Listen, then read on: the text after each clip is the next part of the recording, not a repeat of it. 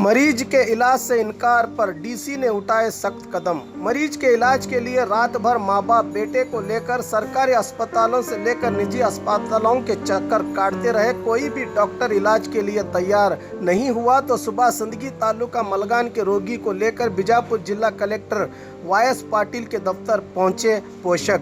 पूरी जानकारी दी तो डीसी ने दफ्तर से बाहर आकर पहले रोगी से पूछताछ की, फिर फौरन जिला सरकारी अस्पताल के डॉक्टर से बात करके सांस लेने की तकलीफ से जूझ रहे इस व्यक्ति को एडमिट करके तुरंत इलाज शुरू करने के आदेश दिए। इंसानियत का सबूत दिया वायस पाटिल ने। ऐसे मरीजों का इलाज करने से इनकार करने वाले अस्पतालों और डॉक्टरों पर कार्रवाई के लिए सख्त कदम उठाने की बात कही जिला कलेक्टर वायस पाटिल ने।